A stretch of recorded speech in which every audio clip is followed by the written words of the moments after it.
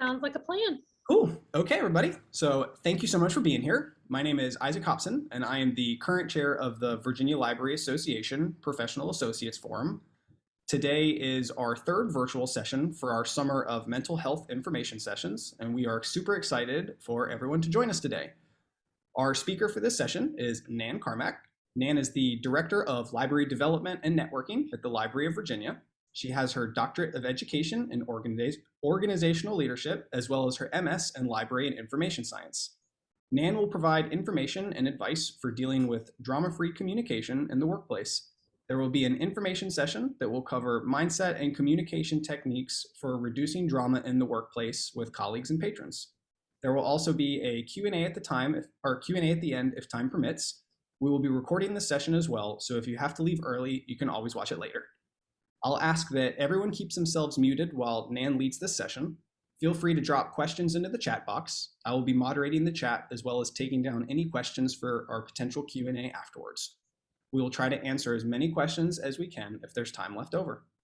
Enough for me though. I would like to officially pass the mic over to Nan so that she can begin her information session. Great, thanks Isaac, I appreciate it. I want to make sure that my screen is sharing correctly. Do you guys see my slides? I'm seeing Google currently. There, I see something.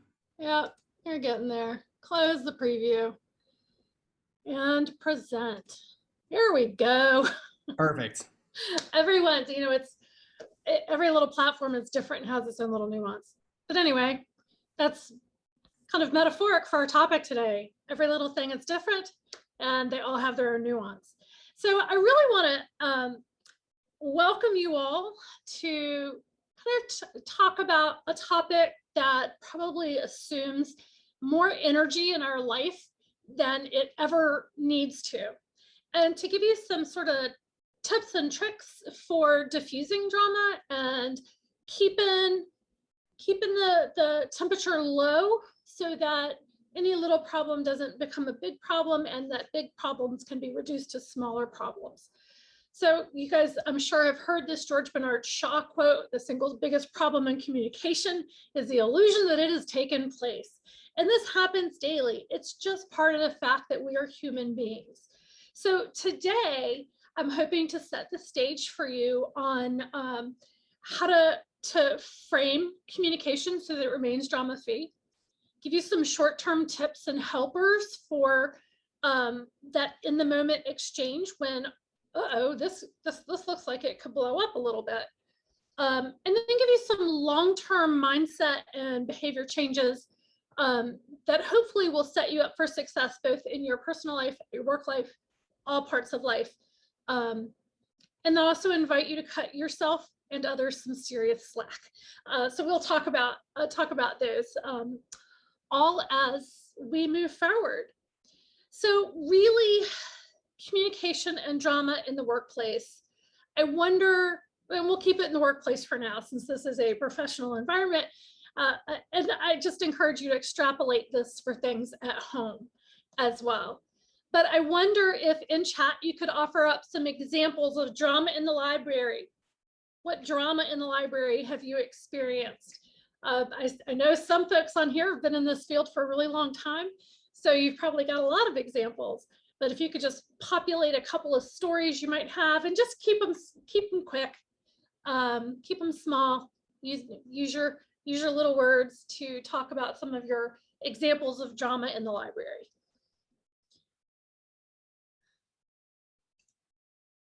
Staff gossiping about other staff. Yes, that is the primary driver of much drama in the workplace. You could also expand that to staff gossiping about patrons. I feel like that's almost worse that we're gossiping about patrons.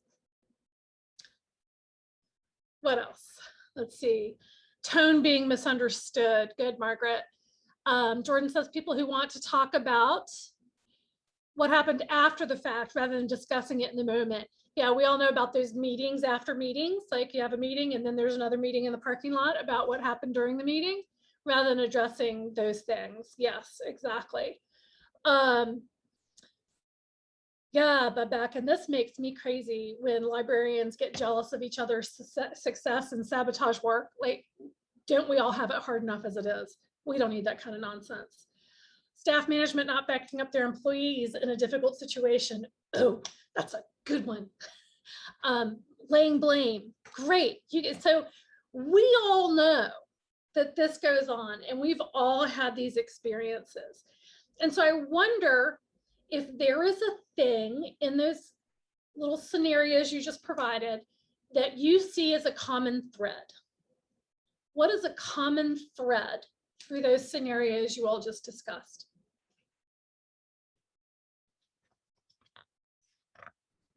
The topic of tone as well was something where I think sometimes people forget how you communicate almost can carry more weight than what you're communicating. Absolutely.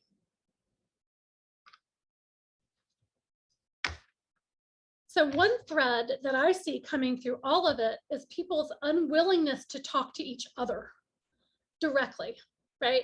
There's people laying blame. There's people talking about people that aren't present. There are the conversations after a scenario. There's just this whole big gap in personal interrelationship. And as Babette comments, yes, there is a lack of communication. The people who need to talk to each other aren't doing it.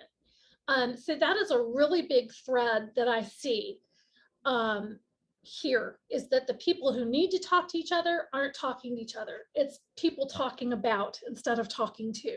So that is a really big trigger I want you to keep in your mind as we move forward. And I'm going to talk more about that in a minute, but just keeping that idea of talking to the correct person as being an important piece of drama-free workplace communications.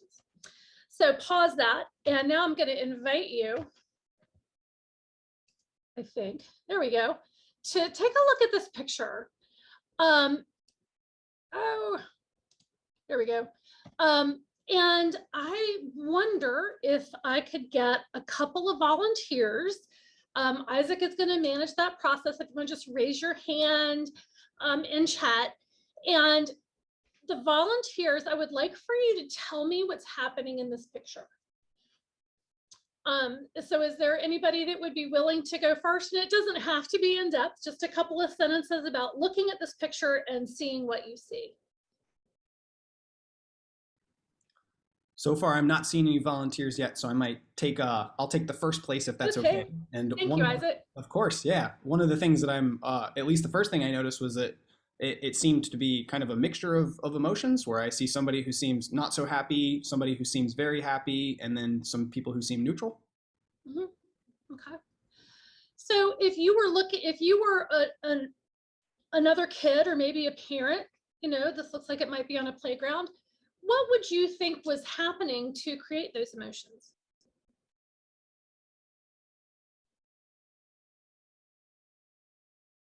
Anybody? And feel free to put answers in the chat, and I'm happy to read them out loud if you're in a situation where It looks like Babek has raised his hand. Thank you, Babek. My pleasure. It took me a second to look at the full picture because of how it was loading on my screen.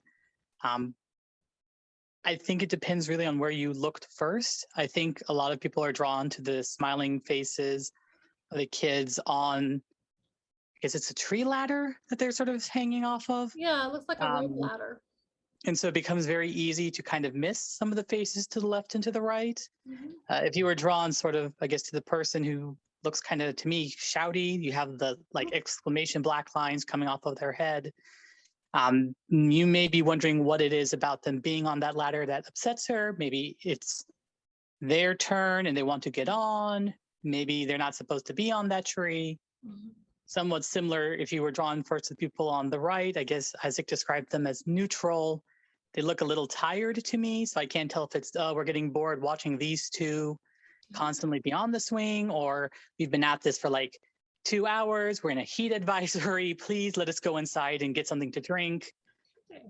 Or just bouncing around the picture, I guess. Thank you. That's fantastic, Babek. So is there one last person that wants to, or perhaps has a different interpretation of this picture that would be willing to share? We are virtual, so we can't bite, I promise. And we'd use it as an example. So fight, go ahead. Okay. I'll jump in. Okay, thanks, Margaret. You know, maybe it seems like the one on the left seems kind of upset. I don't know. I feel like maybe they're being laughed at. And, you know, the three in the middle think it's funny, and maybe the two on the right, you know, are not enjoying the joke as much either. So that's my interpretation. Yeah. Okay. Very good. Thank you. So we had three different people, three different perspectives. You can see the link there, so you can go read the book and find out what actually was happening in this picture. But with stories like this, and you know, we see an image where we immediately start concocting scenarios in our head.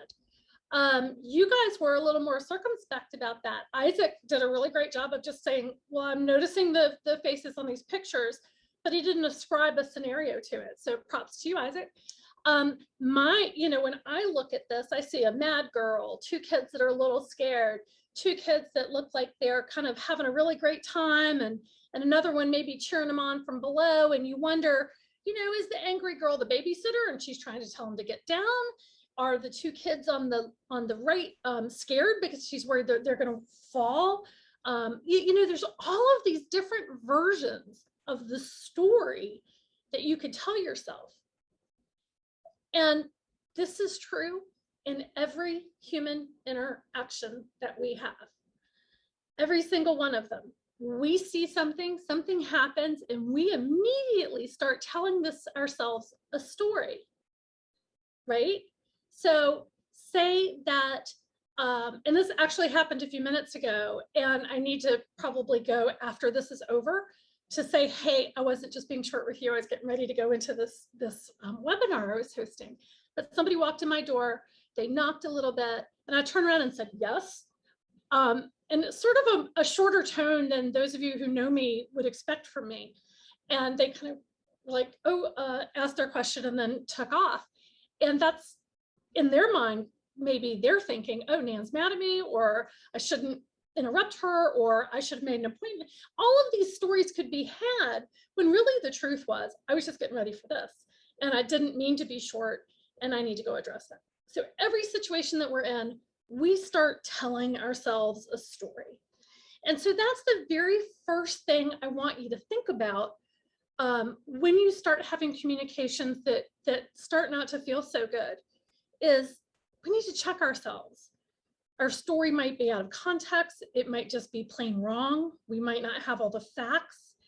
And if you can start observing human behavior as an anthropologist, it's really helpful. You'll be much less likely to take anything personally because it's not about you. It never was about you.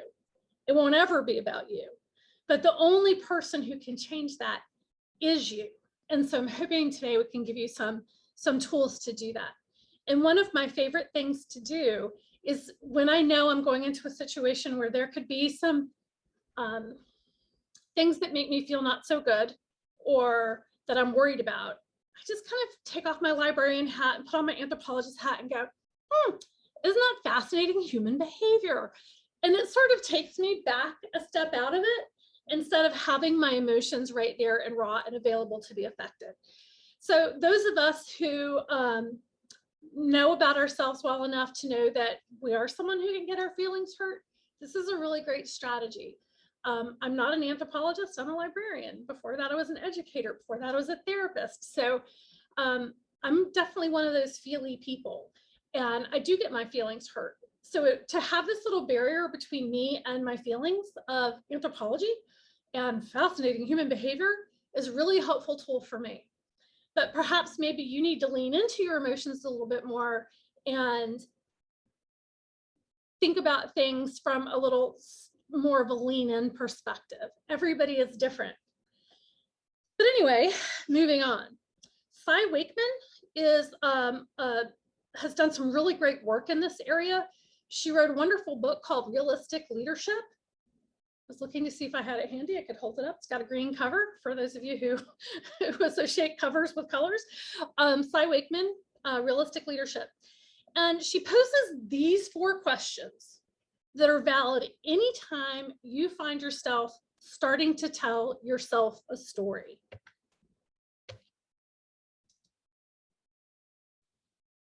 Reality-based leadership, excuse me. You can see the citation at the bottom. So when you catch yourself telling yourself a story, you can ask yourself these 4 questions. What do I believe in this moment? And that's where you might even sit down and write out the script that you think is happening. I think Nan was being a jerk. She was very short with me. She must not like me. She must have thought my question was stupid. So if those are, if you can kind of jot down what you believe in this moment, and then evaluate them with question 2. What do I know for sure? And this was what Isaac did really well. What he saw in that picture that we talked about was that there were characters who had varying emotions, but he didn't know the facts and he didn't assert facts on them, right? That's pretty unique. Most people are going to jump into a situation and start interpreting things because that's what we do as humans. That's what keeps us safe, right? Those are instincts that were coded into our DNA. Part of our storytelling is a safety mechanism. But if you can ask, what do I know for sure? I know that I came to Nan's door. I knocked quickly, stuck my head in. She kind of whipped around and answered in a tone of voice I'm not used to, right? Those are facts. So we're going from story to fact. And then question 3 is really to start helping you create an action plan. Well, how can I help in this moment? How can I help myself? How can I help the other person? In a situation where I've just sort of been short with someone, how can I help? Might be, okay, I need to give her some space for a bit. I don't really know what's happening, but I need to give her some space. And maybe I'll come back later and say, hey, is everything okay with you, right? So that helps give you an action plan. You started to kind of brainstorm a list of how can I help? And what can I do to add value right now? Well, rather than feel down about it or be scared about it or complain to somebody else about it, what I can do to add value right now is to continue to do some other kind of work until I can clarify this with Nan. Okay, so these are 2 things, 4 questions. 2 of them are to process your emotions and 2 of them are to start moving towards action. Because isn't that what we all want, right? We've told ourselves a story, then we want to act. So this is just playing on our natural human behavior to tell our story. Okay, go ahead and tell it, but let's check it with facts. Now we want to act. What can we do to help and add value? So we're moving from the mental frame to the action frame. And usually by the time you've taken an action, don't you feel better? I know I do. I usually want, the minute we've taken an action, it starts to separate us from the negative feeling. Does that make sense? Okay, I'm seeing some nodding heads, but I can't see all of you, so I hope that's making sense. And please do ask questions in the chat, and Isaac and Christy can certainly interrupt me as we go along if it seems like it would be more important to ask right then in the moment than to save it towards the end. So I want to make sure I told you everything I was going to tell you before I move forward. Yeah, so we will make this slide available to you. I do some consulting work with some corporations, and I have this slide reduced onto a little card along with some other information on a flip side that they put on their badge, so that when they're walking around and they get caught off guard, there are 4 questions in their badge. And it's not like you're going to whip that out in the work setting, right? But it's almost just a talisman, a physical reminder that you have these tools in your tool belt, figuratively, maybe literally, to use when you start telling yourself that story. So some other use, and again, this is the short-term part of your communication strategy. We're going to get to longer term in a minute. Another short-term set of useful phrases that I really like and use a lot are these 3. Let me digest that and get back to you. That stock phrase buys you time, especially if someone is giving you feedback that you didn't expect or was negative or completely took you off guard, because you're then honoring that and saying, oh, okay, but you're not having to stumble for an answer. stumble for a plan, you're demonstrating respect by saying, hey, I hear you. Let me digest that and get back to you. That is a super important piece of it, though, is that getting back to you. If you say you're going to do it, you need to do it. And you might even make a date right then. And, you know, keeping the conversation going. That's always critical. The second is good to know. And this is that conversation where somebody is starting to gossip, or they're wanting to let you know that they're on the in. And rather than, you know, sometimes escalate a thing by saying, well, you shouldn't be gossiping, or, you know, whatever your comeback, you know, what you would like to say, sometimes you just say, good to know, keep on walking, because it'll stop with you because you're a professional. You've acknowledged them. Okay, good to know, keep on moving. And it's just a really good and easier way to shut down the conversation. But again, that goes back to tone. Good to know. Like, you can deliver that with snark. I'm encouraging you to just deliver that as an uninflected sentence. Good to know. Keep on moving. And the third is a really useful tool for disagreeing with someone without sounding like you're disagreeing with them. So someone might assert a fact, and you say, well, yes, and blah, blah, blah. You might say, yes, okay, I heard what you said. That's what you're implying. And then you can present the facts as you know them. So I'm trying to come up with an example off the fly. I should have made one up. That would have been far more appropriate than me sitting here going, oh, I wish I had an example. But here we are. So, so let's say that you have a patron who is asserting unfactual information about a certain health crisis that might be happening globally. And they say, well, I heard blah, blah, blah, blah, blah, and I'm not going to get vaccinated because of it. You might say, yes, and let me show you a study that demonstrates the efficacy of the vaccine in preventing you from or lessening the chances you would be hospitalized, blah, blah, blah. Because the minute you say yes, but what happens? They stop listening, right? They're going into fight mode, right? They're gonna have verbal judo with you till the cows come home. But if you say yes and you're giving them more information, they're going to be more receptive to that conversation and more willing to explore the and rather than the but. Okay. So those are the three sort of two kind of slides I really want you to think about for short term.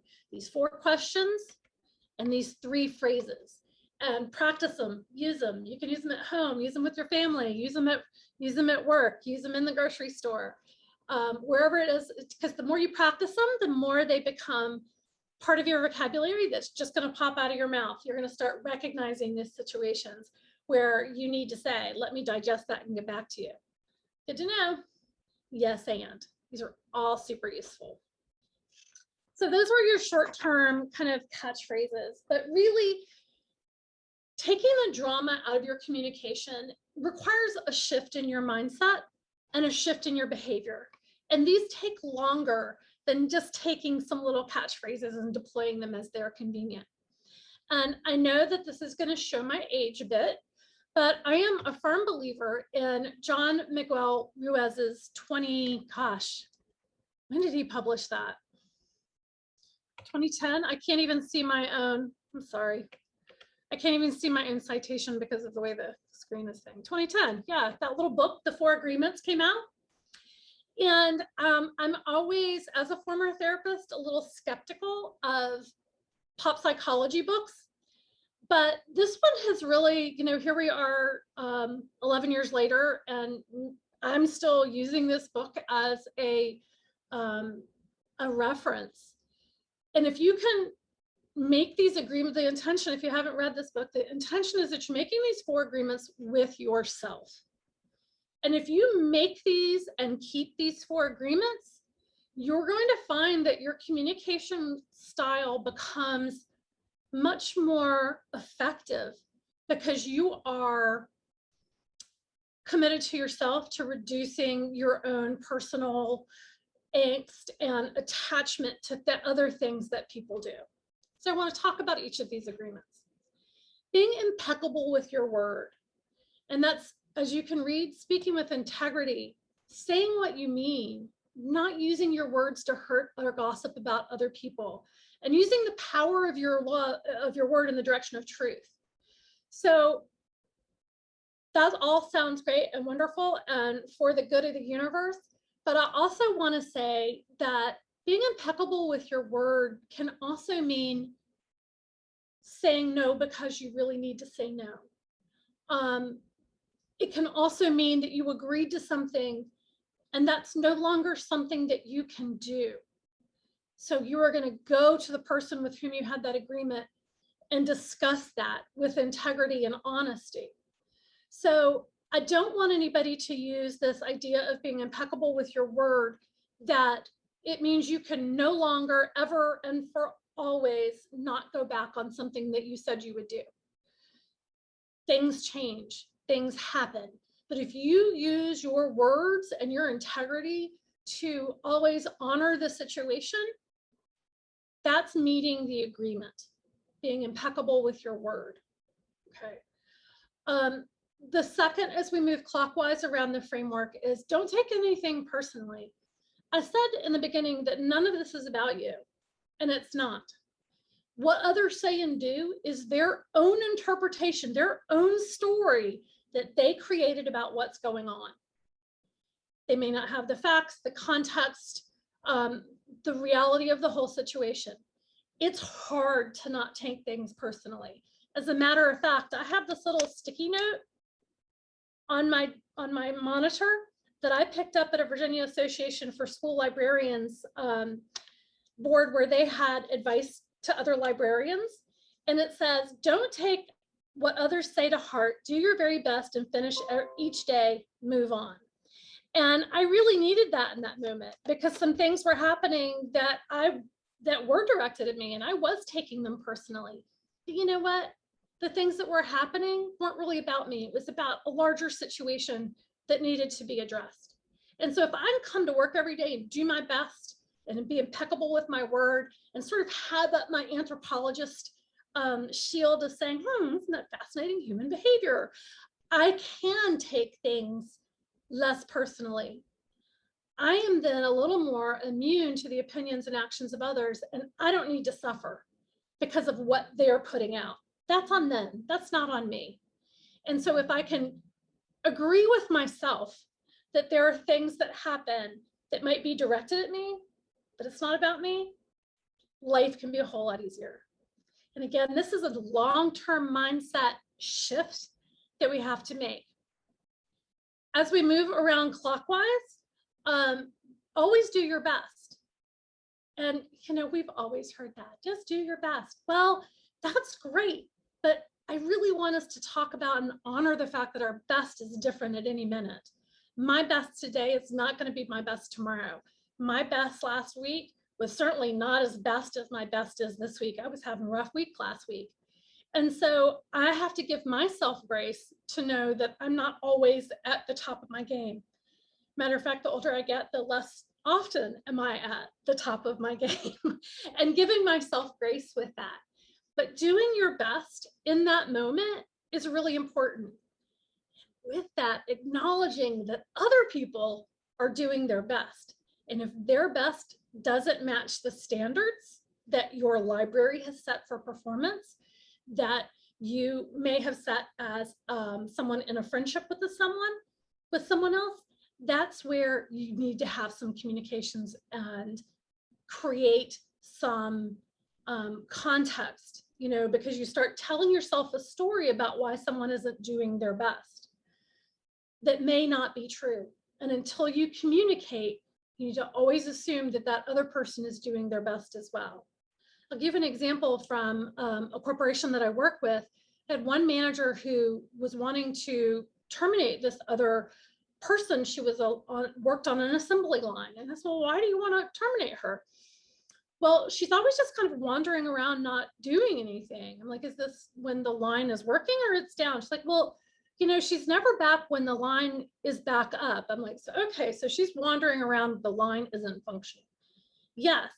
And she's not where she needs to be when the line is, you know, comes back up. Like it's an assembly line, so if it breaks down, nobody has anything to do until it's fixed, right? And so she's always wondering, she never, I'm like, okay, well, how does she know what she's supposed to do? Is there an announcement the line is back up? Is there a list of other assignments the person could be doing while the line is down? And clearly that had never been an option. Nobody had ever presented the opportunity to say, these are other things you could do. Here's how you know when the line comes back. And so this employee was kind of just wandering around, don't know what to do with myself. But her supervisor just assumed she was lazy, right? When really the onus of that lay on the supervisor. So here was this employee doing her best with the information she had, and she almost got fired for it.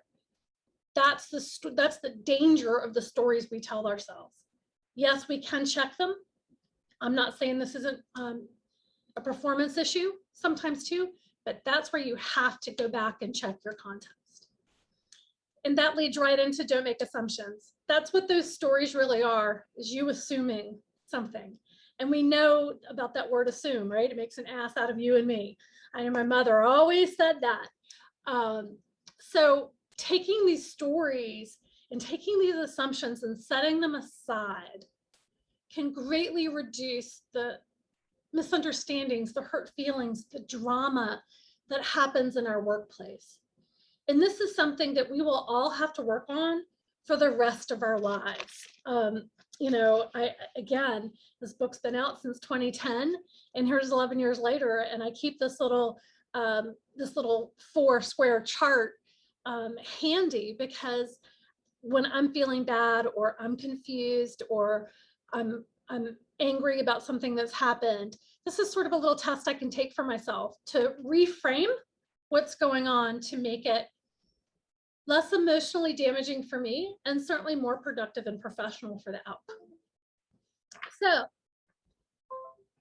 certainly Don Miguel Ruiz is not the only person who has worked in this field.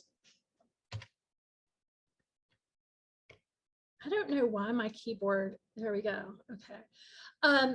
Certainly Patterson et al., there's a whole string of authors attached to Crucial Conversations. Is published by McGraw-Hill. It's now a company called Vital Smarts. So sometimes you have the luxury of planning these conversations. So for example, if you've said, let me digest that and get back to you, you have some time. Or you know that you need to have a serious conversation with someone about whom you've made assumptions, and maybe you need to check those. Here's how you can plan those larger communications and with just some ease and some grace. And that is to start with heart. Where do we both, what do we both have in common? What's a common goal that you have? Is it, do you want to come to work every day and not be walking on eggshells?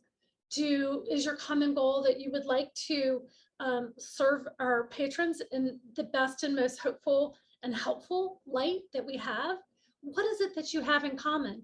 It could even be that you just both like dogs.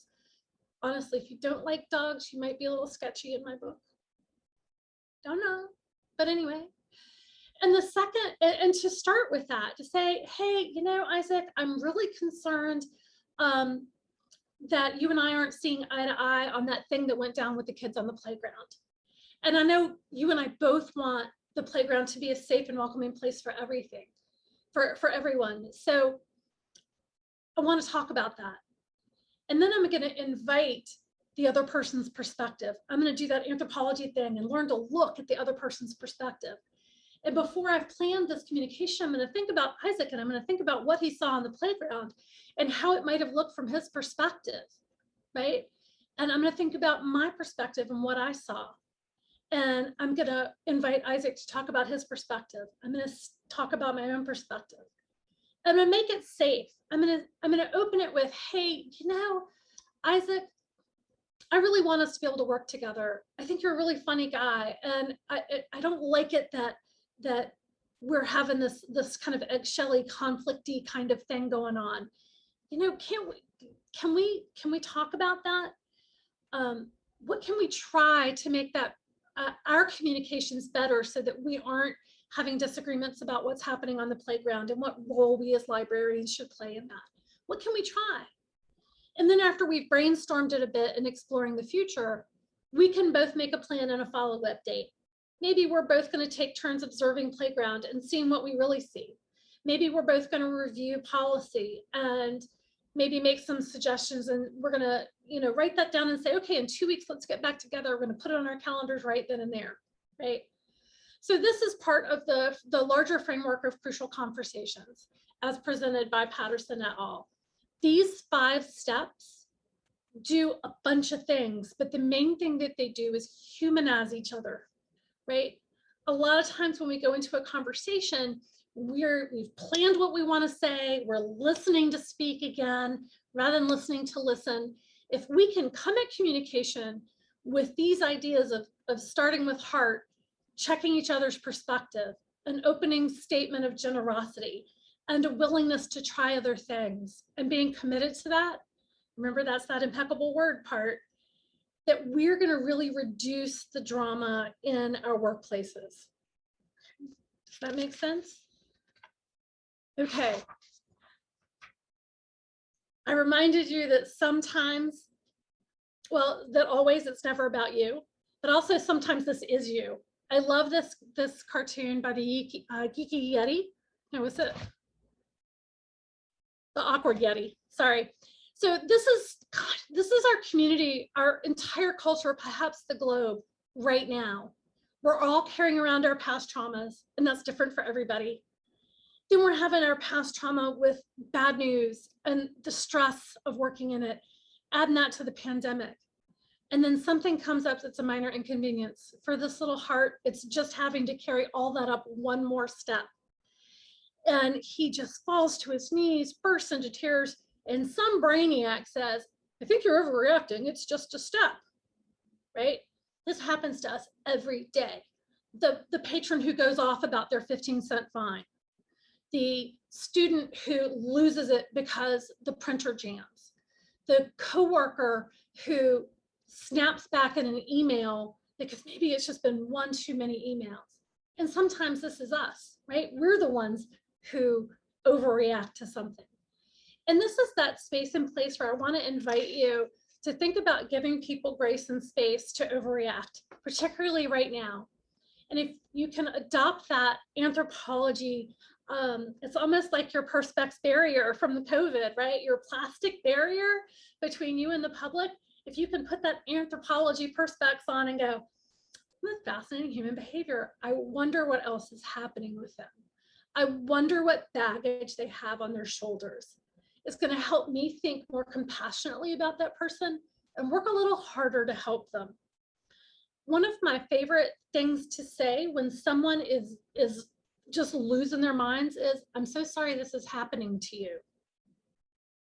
Because that's what they're feeling like, that something is happening to them, something's being done to them. And then my next breath is, let's see how we can make it better. I'm not saying I can fix it. I'm not saying let's make it go away. Let's see how we, the two of us together, can make it better. And often that's all they want, is to just someone to acknowledge that they're in pain, that all of this stuff is on them, and they just want somebody to offer to help them. And we can do that. We might not be able to help them, but we can offer to help them. And that's often all the person needs, is to feel heard and feel like someone cares enough to offer assistance. And that empathy part, you know, all of this stuff, if you're the minor inconvenience, if you're the person standing between them and that hold they got notified about 15 seconds ago, you know, and it's not even on the hold shelf yet, you're the person standing between them, you're the minor inconvenience. You know, that doesn't feel so good to think about yourself as a minor inconvenience, but you can switch that to be the major helper that changes that person's affect for the day, that they can walk away from that scenario having vented at you, dropped their burden. You're giving them the energy and ability to take that next step. So be willing to be on the receiving end of that too. I'm watching our time. We have a few more minutes, so I am going to tell you this story. I have a friend, very professional, very high powered in her career. And whenever she travels for business, when she gets to the airport, her husband always takes her. He's just that guy, always takes her to the airport. She apparently always has a meltdown at the airport. She's forgotten something, she drops her bag, but in every other scenario, she is 100% together. She has got it going on. She travels the world. She is a consummate professional. But when she's with her husband, at the airport, she can't get it together. Why? Because she feels safe with him. It's okay to screw up with him. It's okay to drop her purse. And so whether she's conscious of that or not, she has this sort of cocoon with him where she can be the vulnerable one because she knows she's got somebody to help her. We can be that for other people. We can be that for our spouse, for our partner, for our parent, for our child, for whomever it is in your life that you care about, to be that person. But you also need to be willing to receive that. There's so many of us, and I'm guilty of this, that we want to be the helper, but so often are unwilling to let people help us. So that's the other thing I just really want you to come out of this, is be willing to ask for that help and to be willing to be this little broken heart, accepting an elbow up as they try to take the next few little steps. So the final thought I want you to leave you with is this, that treat people like they're gentlefolk, not because they are, but because you are. A lot of us, and I'm one of them, raised in the South, we talk a lot about manners and earning respect, and respect is earned, not given. Well, I disagree with that. I disagree with that completely. If you give respect, you're going to get respect. And that idea that human dignity is inherent in every human being is very important to me. And I'm going to treat them like gentlefolk, not because they are, but because I am. And I don't know otherwise, right? I don't know that they're not. They could be, just because of the story that my head creates about someone and how they look. We've already talked about that. That's all out of context. I am going to respect them until they give me a reason not to. So it's sort of that converse of respect is earned. No, you get automatic respect until you give me a reason not to. And even then, my integrity and my 4 agreements with myself are not going to allow me to treat you differently, because that's not who I am, regardless of who you are. So the less ego you bring into a situation, the greater success you will enjoy, and being open to exploring the stories that you tell yourselves, the context in which things are happening, the integrity of your word, your barrier of anthropology. All of these things are acts of letting go of your ego and not assuming that you know all the answers and that you are the Teflon shield. And it's going to make your life so much easier and certainly reduce the drama in your workplace. And so with that, I want to open it up to questions.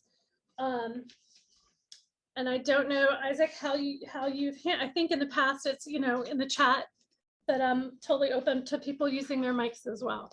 Yeah, same boat. Please, by all means, feel free to unmute yourself and ask, but if you want to drop it in the chat, I'm happy to relay the question. I will say, if you're okay with me kicking it off, there was one question in the chat that I did want to go ahead and just pose, if that's okay. Sure.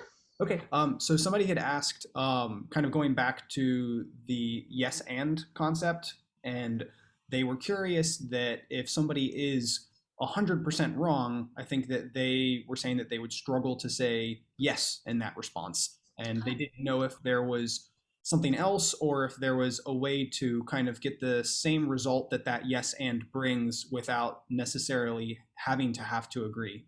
Yeah, sure, I get that. So I say yes and because we all say yes, but so frequently. So if you can just excise the yes, but out of your vocabulary and just start off into another sentence without that qualifier. So if yes and isn't going to work for you because that person is just wrong, If you can come up with another declarative sentence, like, they've just produced some misinformation. If you can start off a sentence by saying, the research by blah, blah, blah, blah, blah shows, have at, and just cut all those qualifiers out. I struggle doing that. So if you have the self-discipline to, go for it. I think sometimes we use all these words to soften what we want to say. And that might just be because I'm getting to be an older person and I was raised in a certain way, that we aren't as direct as I love that our culture is becoming, that we can just say a thing without having to say, well, I think, if you can get rid of those qualifiers, do it. Yeah, I think that brings up a really good point where I don't think, at least myself, I hadn't really distinguished the difference between saying but and saying and. And when somebody says but, my brain does almost immediately kick into, oh, I'm about to have to defend myself. Whereas an and, I feel like I can listen more. So I take a lot from that, and I appreciate that. And the minute we feel like we have to defend ourselves, nothing good is going to come of that. Okay, so if anybody has questions, feel free to unmute yourself. Same, drop them in the chat. I might give people a couple of seconds just to feel the confidence to do so if they have that. If not, I do have another question that I'm happy to ask it if nobody else does.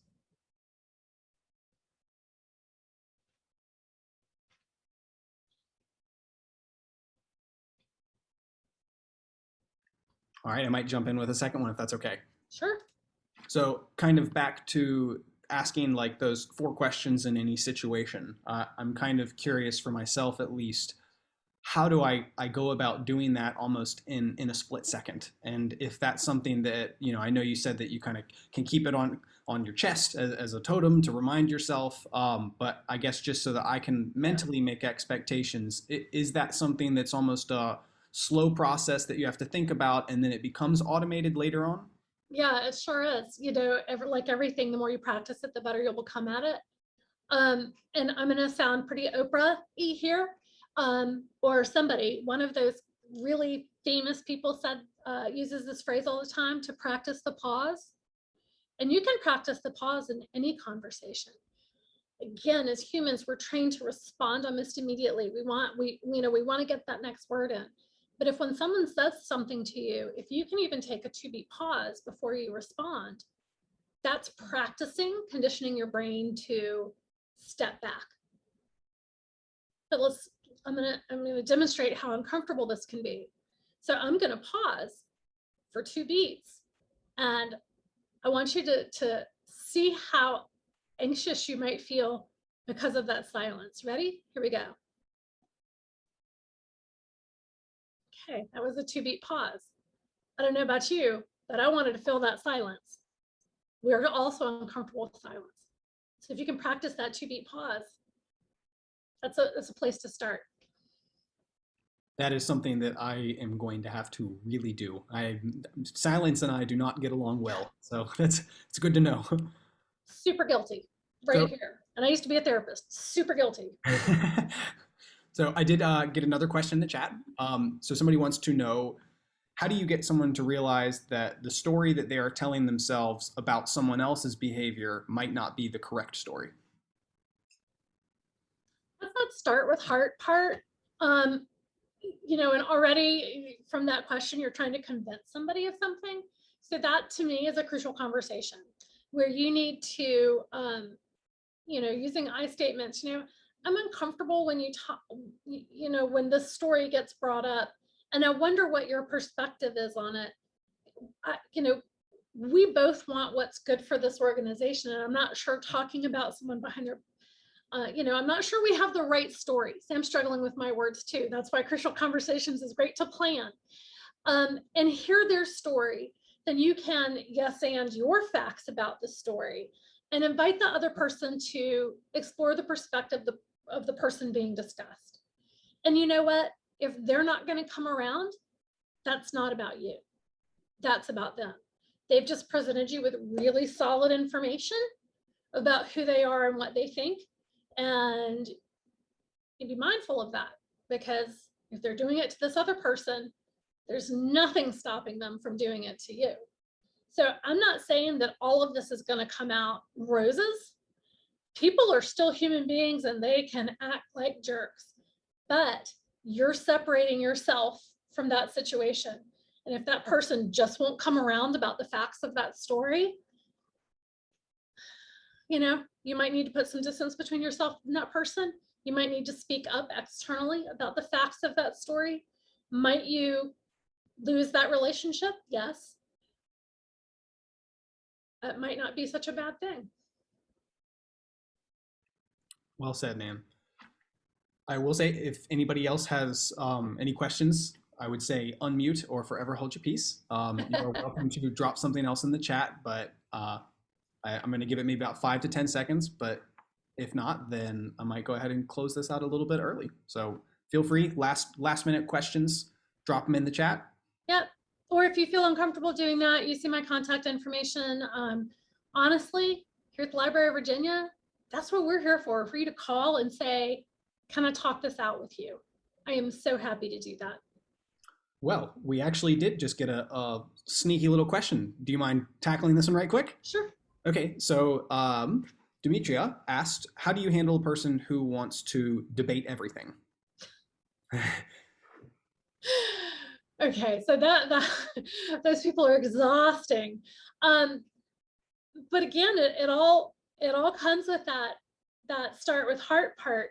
They want to debate everything because that's a distraction for them. Like this, what story are you telling about yourself about why that person wants to debate everything?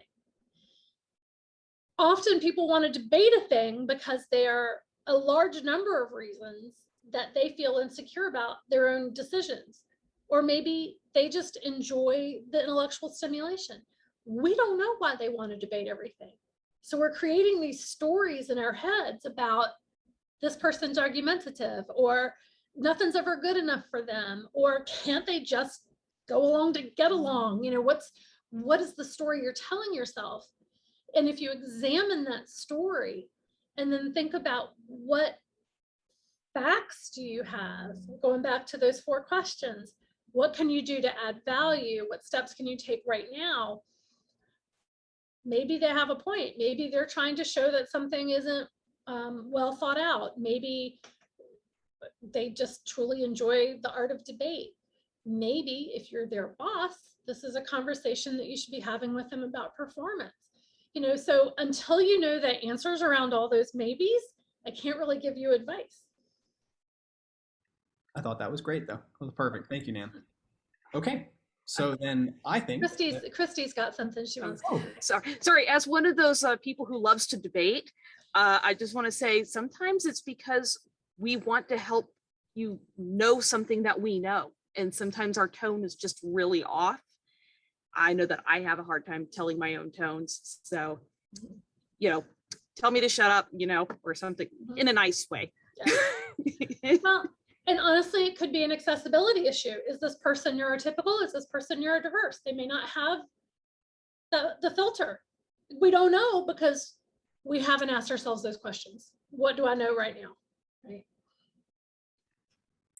Okay, then I think that is it for today's session. Okay. I learned so much about humanizing the conversation and making assumptions and having empathy. And we really appreciate everybody who came out today, but a super special thank you to Nan for making all of this possible. Happy Please, to. I'm so grateful that you could come, and I really appreciate this.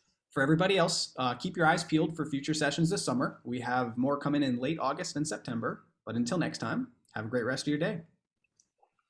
Bye, you guys.